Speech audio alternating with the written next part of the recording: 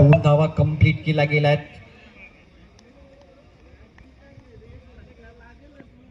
धावसंख्या आता आपण पाहत आहे 3 बॉलचा खेळ शिल्लक आणि 9 धावांची आवश्यकता.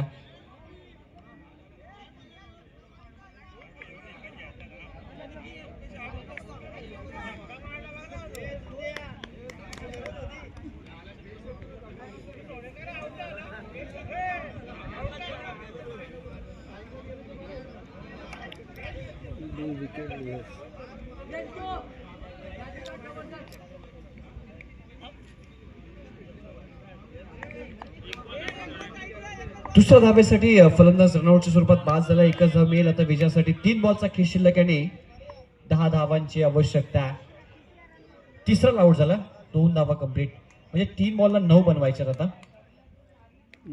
छक्का मारे 3 बॉल 9 धावांची आवश्यकता. बाउंड्री चाहिए आपण पाहत आहे यही बॉल पे.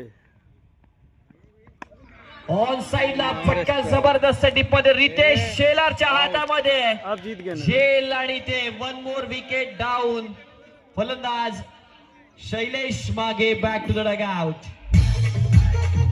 3 विकेट लिए पर नीचे मारे लाए रहा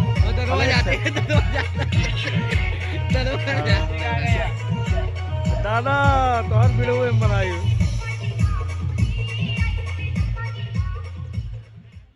शैलेश मागे देखील माघारी परतला.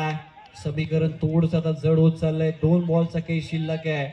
9 धावांची आवश्यकता. काय जबरदस्त पहिला सामना आजच्या दिवसामध्ये पाहायला मिळाला. जय भोले ग्रुप आणि त्यानंतर आई गावदेवी एंटरप्राइजेस.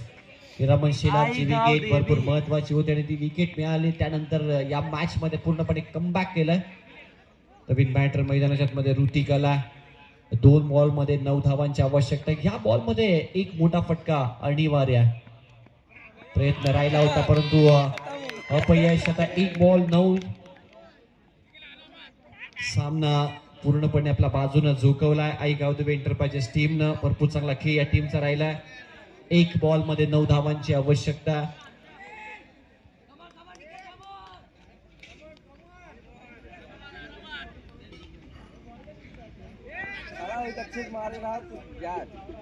एक बॉल आणि 9 धावांची आवश्यकता. नेक्स्ट मॅच सज्जरायचे विघ्नहर्ता एंटरप्राइजेस आणि श्री समर्थ कृपा.